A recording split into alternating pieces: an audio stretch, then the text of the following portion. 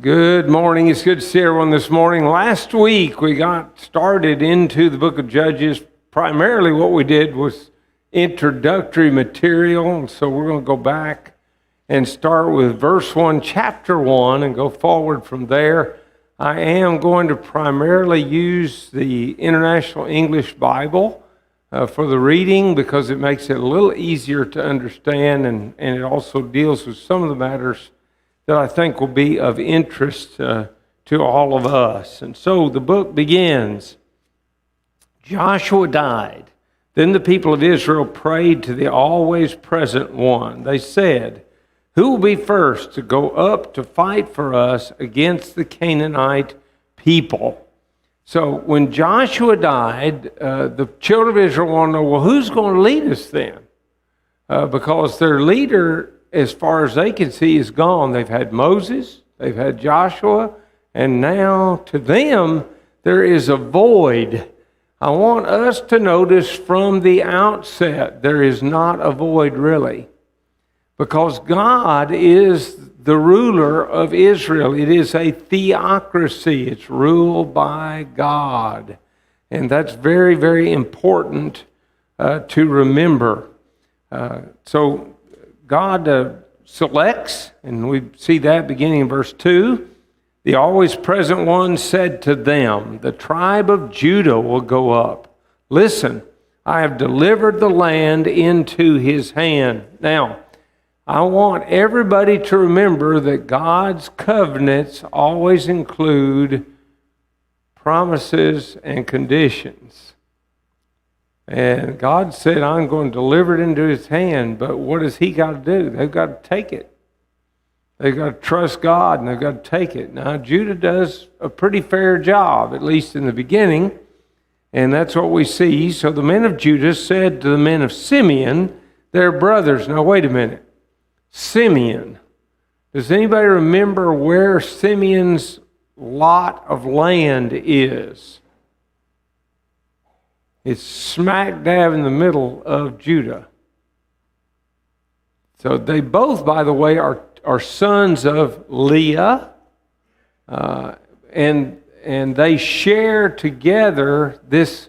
It's a large lot of land. It's too much for Judah by itself, and so Simeon and Judah are a logical team, you might say, to go together. So let me back up and start again. So the men of Judah said to the men of Simeon, their brothers, "Come up with us to our allotted land inheritance.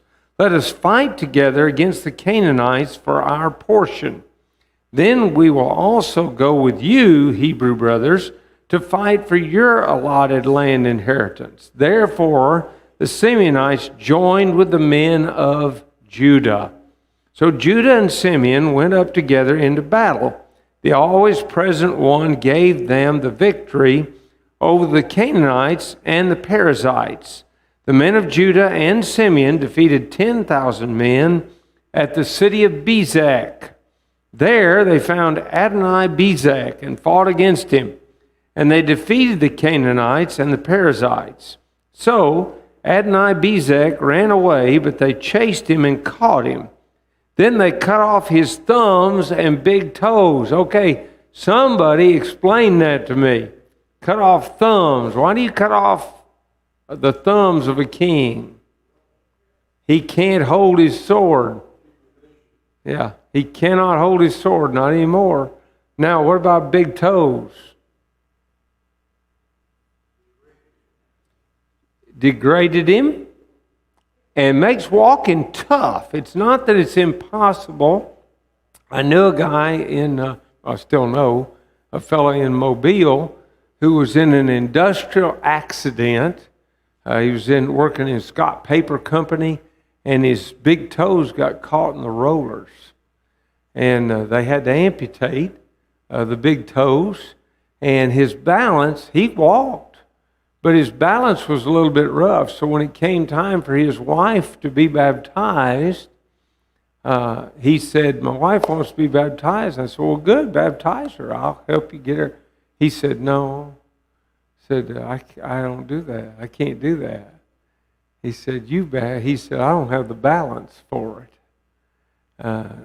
might drop her, something like that. And so he asked me to do it because his big toes were gone. The balance goes with that. So when you cut off his thumbs and his big toes, then all of a sudden, there are two things that happen. One, he can't fight.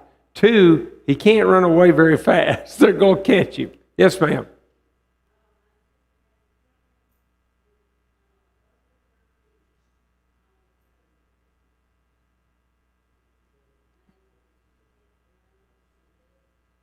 Makes it very difficult. She said your sister, had lost a number of toes, and it's hard. It's very tough to do. Now, it's interesting his response. As you'd think he'd be angry about this thing, but listen to him as he then responds. Verse 7, chapter 1 of Judges. Then Adonai-Bezek said, I've cut off the thumbs and big toes of 70 kings. Those kings were gathering scraps of food underneath my table. Now God has paid me back for what I did to them. The men of Judah and Simeon took Adonai-Bezek to Jerusalem, and he died there. So he basically says, well, fair's fair. God's just. I've done this to other kings. And in fact, they just gathered scraps under my table. That's all they were capable of doing, really. And so now he says, I've gotten just payment, you might say. They fought against Jerusalem and captured it. They used their swords to kill the people, setting the city on fire. Now, they captured Jerusalem, but they didn't hold it very long. How do I know that? Because it takes David. It's not really until David comes along that they actually capture Jerusalem and maintain possession of it until Nebuchadnezzar. So this is a temporary thing. It's a victory won today, but it's lost tomorrow. And I want to talk about that. We're going to bring it up again probably in this study today. But that is, what you have today, you're not guaranteed to have tomorrow. It depends on whether or not you maintain it, whether or not you keep using it. One of the things that's most disturbing to me about this whole the lockdown and people staying shut up at home is when they lose contact with people socially, then their mental faculties drop. They've already proven that people, for example, with Alzheimer's have gotten worse. See, there's nothing to stimulate the mind. TV lasts maybe it ain't last a day for me, but but maybe a day, and then you're looking for something to stimulate the brain. And what Israel needed to realize is just because you want it today doesn't mean you get to hold it forever. You've got to maintain. Same's going to be true with our children, and we're going to talk more about that as we come along. But we cannot assume that they know everything we know. They have to be taught. Each generation has to learn the truth, and we have to bring them along. Well, I think that's one of the lessons of the book of Judges. Verse 9. Later on, the men of Judah and Simeon went down to fight against more of the Canaanites who lived in the hill country and in the south, as well as the foothills. Let's see. Verse 9, does that say Negev in some of your translations? Negev? Yeah, I figured that. Negev is in the south. It is a very dry area, very arid area of Israel. Then the foothills, I don't know what translations might say, but it's also described as the Shephelah. And the Shephelah is the low edge of the mountains, where you could easily, have your sheep and feed them, have your flocks, that kind of thing. And you'll discover, if you do much studying, that as you get into the Shephelah, that you're going to run into some of the Philistines. and they go down to the coast of the nation of Israel. So that's where we are. Then the men of Judah and Simeon went to fight against those Canaanites who lived in the city of Hebron. Now, the previous name of Hebron was Kiriath Arba. They defeated the descendants of Sheshai, Ahiman, and Talmai. Then the men of Judah and Simeon went from Hebron against those who lived in the city of Debir. And the previous name of Debir was Kiriath Sefer. Caleb said, I will give Aksa, my daughter, as a wife to the one who attacks Kiriath Sefer and captures it. Caleb had a younger brother named Kenaz, and Kenaz had a son named Othniel. Othniel did capture Kiriath Sefer. So Caleb gave his daughter Aksa to Othniel to be his wife. And when Aksa came to Othniel, she persuaded him to ask her father for some land. She got down from her donkey, and Caleb said, What do you want? Aksa answered Caleb, Do me a special favor. You've given me dry land in the Negev. Please, give me some land with springs of water. So Caleb gave her the upper and the lower springs. Now, I'm not going to elaborate heavily on Caleb this morning, because tonight the sermon is Lessons from an 85-year-old man. And that's going to be this fellow right here that we're talking about right now, Caleb. And he does teach some powerful, powerful lessons. But some of the things we do want to observe here is that God is blessing their efforts. They're defeating nation after nation. And remember, these nations are, we would probably describe them as city-states. So in other words, a city, most cities had a king. And it would be basically the city and the territory surrounding it, a city-state. So, but they're described here as nations, and they are nations of people that occupy these various places. Do you ever notice that people tend to settle in areas together? See, my uncle's parents came from Germany, and they settled in the north, up around Michigan and that area, because there are a lot of German people there. If you go over to Pennsylvania, you're going to run into the Dutch people. A lot of Dutch folks settled there. And you can go on, you can talk about various areas where people settled together. There was a time when the city of New York had an extreme number of Irish that had come in there during the potato famine, and they lived there. So all I'm saying is cities can be unique in their nationality, and these people are being blessed by God, Judah and Simeon, and they are defeating nation after nation after nation. However, it doesn't keep going that way, unfortunately.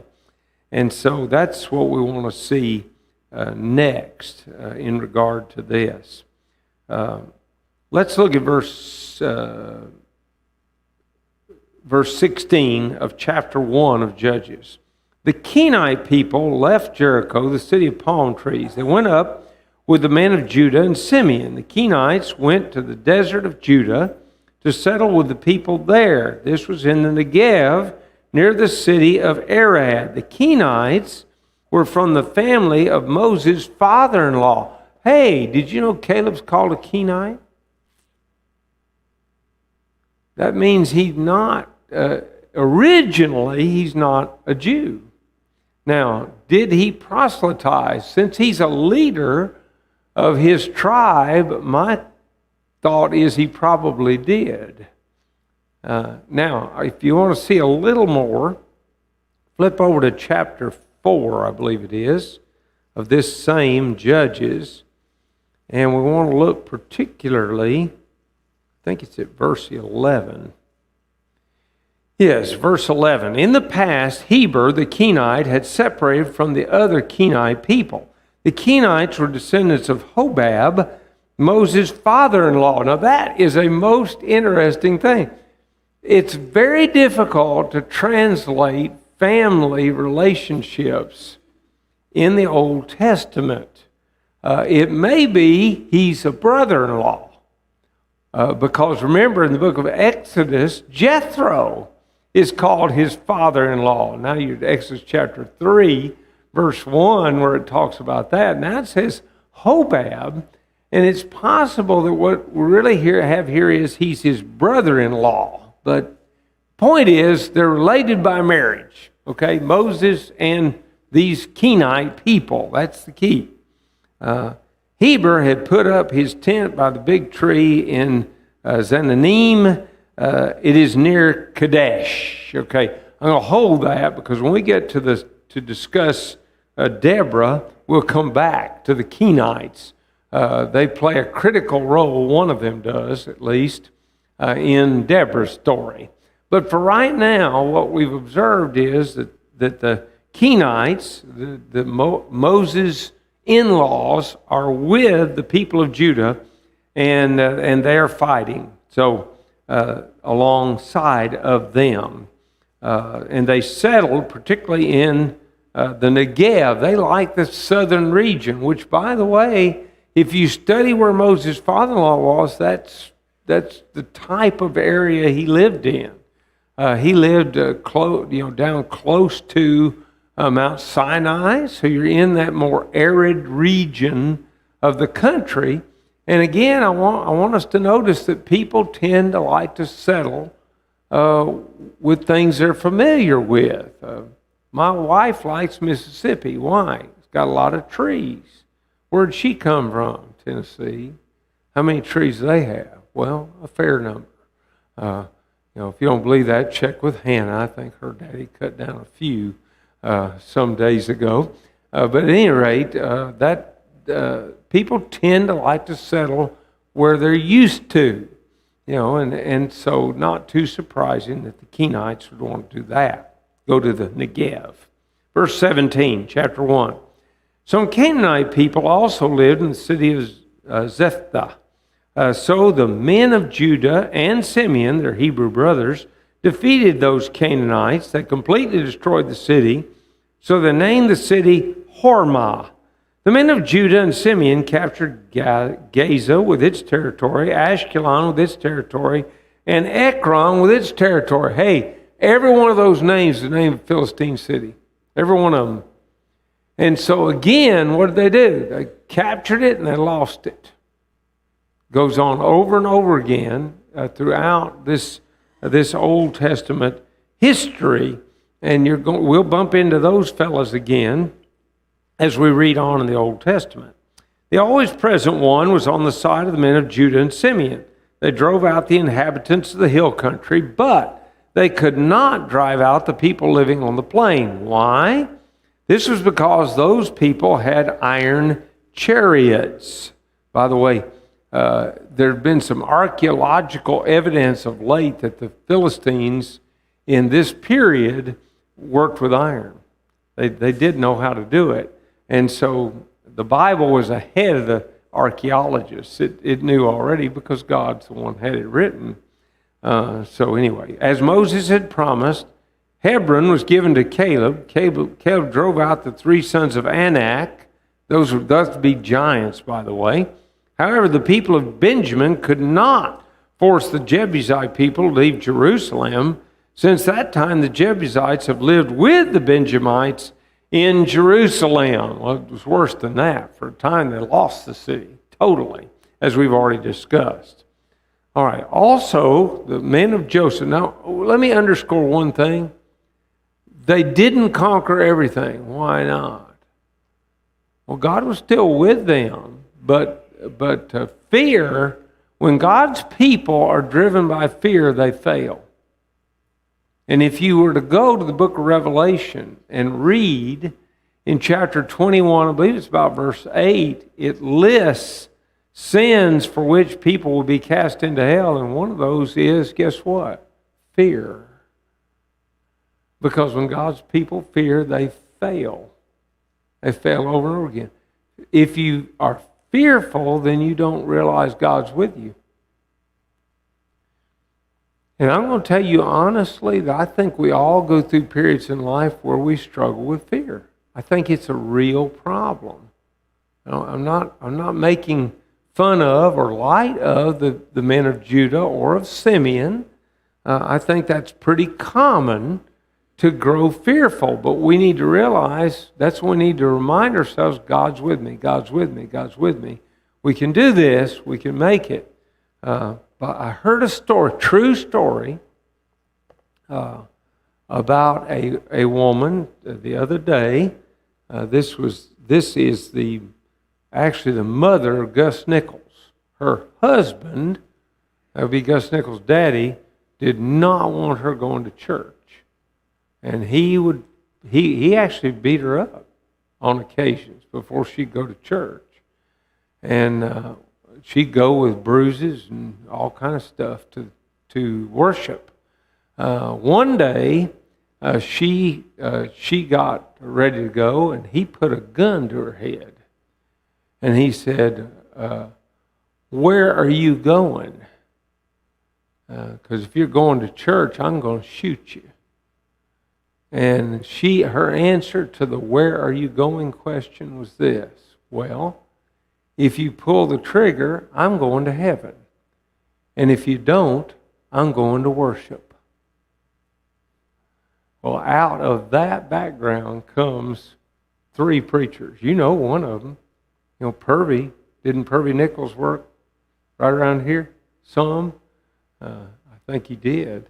And they came out of that background. Their mama stood firm. You know, so how do you get rid of fear? Well, I guess you get to her point. I'm not saying that's easy to do. I'm just saying that's what we need to do, is put the trust in God. He'll take care of us. Okay, so they failed in one area. Then verse 22. Also the men of Joseph. Now, who would the men of Joseph be? His two sons are who? Ephraim and Manasseh. So, the men of Joseph went up to fight against the city of Bethel. The always present one was on their side. The men of Joseph scouted the area around Bethel. Now, the name of that city was previously Luz. The spies saw a man coming out of the city. They said to him, please, show us a way into the city. If you help us, then we will be loyal to you. The man did show the spies a secret way into the city. The men of Joseph killed the people in Bethel, but they did permit the man who helped them, including his whole family, to leave. That man went to the land of the Hittite people, and he built a city, named it Luz. That is its name today. In other words, well, they took my city. I'm going to live in Luz. I've been living in Luz. I'm going to live in Luz. It's just going to be a different place where Luz is. There were Canaanites living in Bethshan and its villages, in the Tanakh, and its villages in Dor, and its villages in Iblim, and its villages, and in Megiddo, and its villages. The people of Manasseh did not drive those people who lived there out of their towns. By the way, Megiddo, Har Megiddo, you ever heard of that? Well, you might say no. It's Armageddon, is what it is. It's the Har, it's the hill, the mound that goes with the city of Megiddo, is what that is. So that's where we are at this particular point. But notice how many times it's saying they did not completely drive them out. That's a repeated idea. And it's going to show up again and again. And we're going to talk more about that in just a little bit, Lord willing. So Megiddo did not drive those people who lived there out of their towns. The Canaanites were determined to stay there. Later, the people of Israel became stronger. They forced the Canaanites to work as slaves for them. However, the Israelites did not completely drive out all the Canaanites from their land. There were Canaanites living in Gezer, But the people of Ephraim did not drive all those Canaanites out of their land either. So the Canaanite people continued to live in Gezer among the people of Ephraim. Some Canaanites lived in the cities of Kitron and Nahalal. The people of Zebulun did not drive them out of their land either. They stayed on among the people of Zebulun. But the Zebulunites forced them to work as slaves. Neither did the people of Asher drive the Canaanite residents out of the cities of Akko, Sidon, Ahlab, Akzib, Helba, Aphik, and Rehob. The people of Asher did not drive the Canaanites out of their land, so the Canaanites continued to live among the Asherites. The people of Naphtali did not drive the Canaanites out of the cities of Beth Shemesh and Beth Anath. So the people of Naphtali continued to live among the Canaanites in Beth Shemesh and Beth Anath in the land. Those Canaanite people worked as slaves to the people of Naphtali. The Amorites confined the Danites to the hill country. The Amorites would not permit the Danites to come down to live on the plain or in the plain.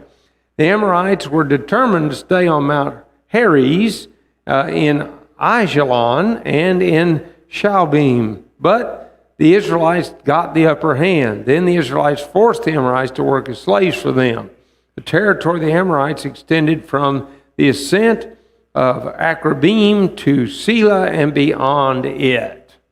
Well, if I were saying the number one thing I see in the second half of chapter 1, it is they did not drive them out. How many times did you hear that? Over and over and over again. It'd name a different tribe, but the report was the same. They did not drive them all out. They did not drive them all out. Over and over again. So no surprise, chapter 2 opens up with that as a consideration. So let's pick it up. The angel of Yahweh went up from Gilgal to Bochim. We're going to read about Bochim a little later. He spoke to the people of Israel there. I brought you up from Egypt. I led you to the land that I vowed to give your ancestors. Now wait a minute. The angel of Jehovah or Yahweh? Who is that?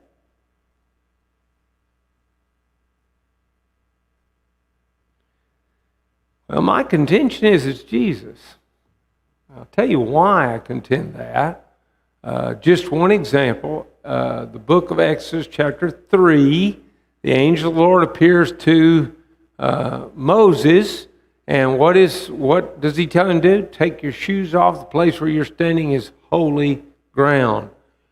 And wait a minute, only God deserves worship. So the angel of Jehovah in the Old Testament appears to be Jesus. And by the way, he talks about how he led the people. If you look at 1 Corinthians chapter 10, who does it say led them? That Jesus, the rock, led them. That's what it says. So I'm contending that the angel of the Lord, or the angel of Jehovah, or Yahweh, is Jesus. Okay, what did he say to them? This is the end of verse 1. I said, I will never break my covenant with you. Okay, now remember, God has a promise. I promise. I will not break my covenant, but watch. In return, you people must not make a covenant with the people who live in this land. Instead, you must destroy their altars. Nevertheless, you did not obey me. Remember, promises, conditions. What's the promise? I'll never break my covenant with you. I'll always take care of you. I'll always give you the land. But the condition is you got to obey me. They didn't do that. And that's what he's emphasizing. How could you do such a thing as this? So now I say, I will not drive out the people of this land who are in your path. No, they'll be like thorns in your sides. Their gods will become a trap for you. Now, does this sound familiar? Look at the book of Exodus. In Exodus chapter 23, we're going to pick up on this exact thing. God told them what was going to happen. Exodus 23, and particularly now we want to look toward the end of the chapter, verses 31 to 33. And listen to what it says. And I will set your bounds from the Red Sea to the sea, Philistia, and from the desert to the river. For I will deliver the inhabitants of the land in your hand, and you shall drive them out before you. You shall make no covenant with them, nor with their gods. They shall not dwell in your land, lest they make you sin against me. For if you serve their gods, it will surely be a snare to you. God is repeating exactly what he said. I told you if you didn't drive them out, I was going to make them a thorn in your side. You didn't drive them out, so they're a thorn in your side. God's consistent with what he does, and we need to remember that for ourselves. They became a snare. By the way, another passage for the snare would be Numbers 33:55. We're going to come to that in a minute. So that's the reason I'm not dealing with that yet. Verse 4, chapter 2, Judges. After the angel of Jehovah, or Yahweh, spoke this message to all the Israelites, the people cried loudly. So they named that place Bochim, and there they offered sacrifices to Yahweh. And Bochim can either be translated weeping or weepers. Doesn't really make a lot of difference. The point is, it's the place of crying. Why'd they cry? Because God said, I'm not going to keep my covenant anymore with you because you didn't keep the covenant with me. You broke it. By the way, if you sign a contract and you break it, then the other person doesn't have to live up to their end. I'll give you an example. Buy an automobile. Sign on the dotted line. I'll pay, now it must be $2,000, $3,000, $4,000 a month. I'll buy a car at the rate they're going. But anyway, when you quit paying for it, I'm going to tell you what they're going to do. They're going to quit letting you have it. One of these nights, they're going to pull up in your backyard with a jerry dan, and they're going to pull that car or truck up onto that jerry dan, and off she's going to go. The only way that's not going to happen is if it's in your garage, and even then they'll come with a warrant. They'll get it, before it's all over, because it doesn't belong to you. You broke covenant, and they take it back. That's how that works. So God shows us that way, so to speak. Verse 6, chapter 2. Then Joshua dismissed the people. So each of the Israelites went to take possession of his own share of the land. Now somebody says, wait a minute, Joshua died, chapter 1, verse 1. Yes, he did. That's recorded there. I want to remind you the book of Genesis, chapter 1 is an overview of creation. Chapter 2 gets more specific. All right, you're doing the same thing here. Overview, chapter 1, chapter 2 is going after some specifics. So that's where we're headed here. And that's why Joshua appears to be alive when he's supposed to be dead. See, we're just looking back a little bit.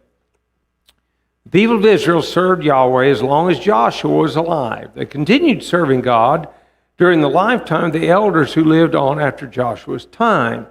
These people had seen all the awesome things that Yahweh had done for Israel. Don't forget that one. We'll come back to it. Joshua, the son of Nun, was the servant of Yahweh. Joshua died at the age of 110. So the Israelites buried him within the borders of his land inheritance. That land was at Timnath-Heres in the hill country of Ephraim, north of Mount Gaash. After all these people had died, their children grew up, but they did not know Yahweh or even the awesome deeds he had done for Israel. Why not? Mom and Daddy didn't tell them. And Mom and Dad didn't tell them. Yes, sir. He said, different generation, they didn't know. They forgot. Listen, Teresa every now and then hears me tell stories about my family.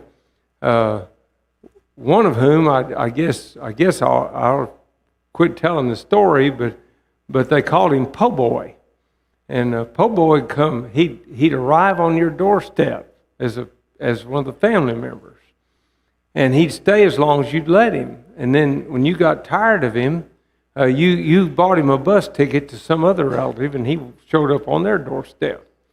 He wouldn't even my grandma said he wouldn't even pick his feet up when she was vacuuming. And that made her mad. She wasn't easy to make mad, I promise you. But she got mad about that.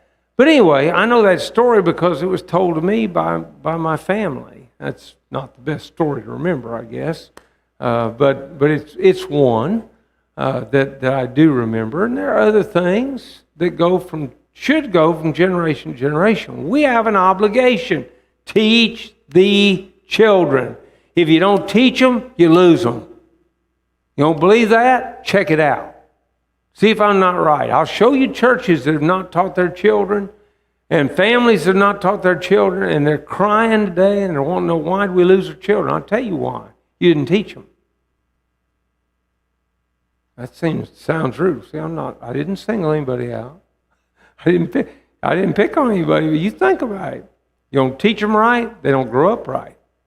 That's the reality. It's just the way it is. That's what happened here. And we need to remember that. Okay. So, at any rate, begin at verse 11 now. So the Israelites did what was evil in the sight of Yahweh and worshiped the Baals. And didn't Joshua kind of warn about that in his closing thoughts? Joshua 24, 19 and 20. Yahweh had brought the people of Israel out of the land of Egypt and the ancestors of these people to worship Yahweh. But later, the Israelites abandoned Yahweh, the God of their forefathers. They began to worship different gods, the gods of the people who lived around them. These Israelites bowed themselves down to those gods, and that made Yahweh very angry. By the way, study the word jealous in the Old Testament. You'll see God's a jealous God over and over again. And the point is, he deserves to be worshiped, and he's not going to give it to anybody else. Period. And that's the idea of the jealousy of God. It's different than our jealousy that we sometimes experience.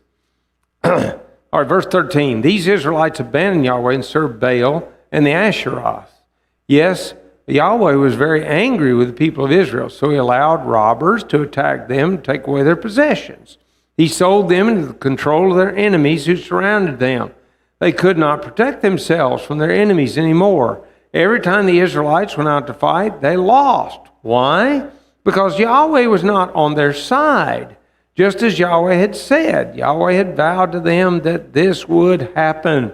So the Israelites were in very big trouble. I kind of like that way of writing it because that makes it pretty clear, doesn't it? Nevertheless, Yahweh raised up some special leaders. We're going to call them judges.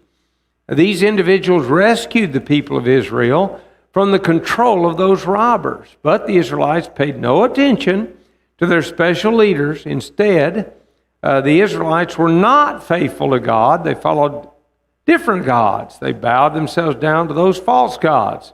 The Israelites stopped obeying the commands of Yahweh. They quickly abandoned the proven paths of their forefathers. They groaned under those who oppressed and afflicted them. Every time Yahweh felt sorry for them. And each time Yahweh raised up a special leader to save them from the control of their enemies. Does that sound like the cycle that we saw last week? Isn't that exactly the way that was working? God would hear their groans, he'd deliver them, and when he delivered them, they got, I call it fat and sassy. When they got fat and sassy, they went after other gods. When they went after other gods, God let them be conquered. When they were conquered, they began to groan, and God delivered them again. That's exactly what the text is saying to them, or about them. We're at the end, verse 18. Yahweh was with that particular leader, but when each leader died, the Israelites would return to their old sinful ways, following after different gods. They served different gods and bowed themselves down to them. These Israelites were very stubborn. They refused to change their evil ways. They behaved worse than some of their ancestors. Okay, stubborn. Anybody have a different translation? Different word?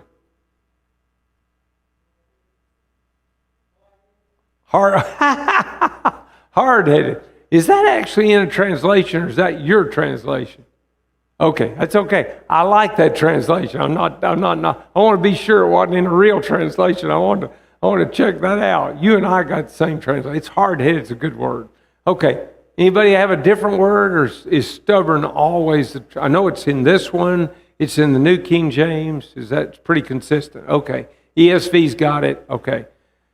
Let me tell you a different way. If you look that word up and see where it's used in the Old Testament, it's not always translated stubborn. So let's look together now at Numbers 33. I believe that'll give us one example. Numbers chapter 33. And we're going to go toward the end of the chapter. Numbers 33:55.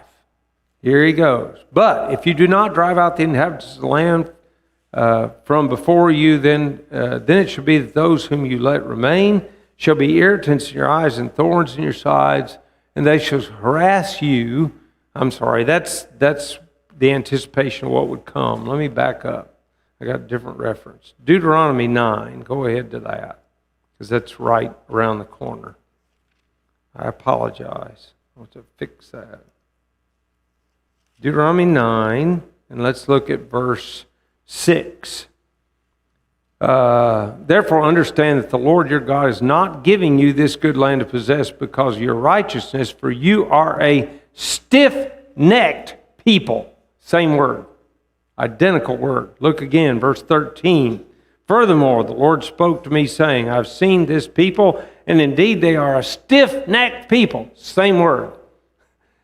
Stubborn, stiff-necked, and hard-headed is closely akin, I'm sure, to that. It would be in my book anyway. So that's what's going on here with these people. It's stiff-necked, it reminds you a little bit of the child that you say, would you look over here? And you try to turn their head, and they're just holding it tight. Well, that's the children of Israel. That's who they are. That's what they're all about. And so he says, they refused to change their evil ways. They behaved worse than some of their ancestors. So Yahweh became furious with the Israelites. He thought, this nation has broken my covenant, which I commanded their ancestors. They have not listened to me, so I'll no longer drive out of their path any of the nations who remain in the land since Joshua died. That's your Numbers 33:55. Sorry, got ahead of myself there. Why? So that I may use those pagan people to test Israel. I will see whether or not Israel will live by my commands as their ancestors did. In the past, Yahweh permitted those nations to remain in the land. He did not drive them out quickly. He didn't hand them over to Joshua. Now, there was a reason for that. If God drove the people out before Israel ever came in there, what would take over? Thorns, wild animals. Yeah, that's what's going to take over. So God left the people there, and he'd wait until Israel would conquer them so that they could keep the thorns out, and also they could keep the wild animals out. And they wouldn't be a problem for Israel. So we got the opening couple of chapters here, and it's very, very powerful, and it's also disconcerting, isn't it? To see what they did. And they speak to us if we'll let them. They're warning us. You've got to teach your children. You've got to help the children see the power of God. And if they don't see the power of God, then you got problems. They will turn away from God. And that's consistent. It's been that way for generations. Okay. That is the end of our study today of Judges. We'll pick up chapter 3 next week. And I'm not sure. We could go as far as 5. We'll see. We're trying to move fast enough in Judges so that we'll have time to cover Ruth at the end. That's what we're playing with. So if we move a little faster at spots, you'll know why. You'll know what we're up to. Let me make a quick comment. We need your help. First of all, I want to remind you, please, please, please be remembering those people you put on your bookmark and that you hopefully are keeping in your Bible. Remember them in prayer. Ask God to open doors. But now I want to go beyond that. There are multiple studies that are ongoing right now. I got a good call last night from a brother who is studying with a family member, not a member of the church, and that study is going remarkably well. Pray for all the studies. You don't have to know every name. Just pray for the studies, that those studies will go well, that people's hearts will be opened. And meanwhile, be looking for opportunities to teach your neighbor, your friend. I think you can see, and you're going to see more of it today, these little booklets, anybody can guide somebody through one. You don't have to be a teacher. You just mostly got to learn to keep your mouth shut. And that's the hardest thing in the world for me to do. But anyway, it works.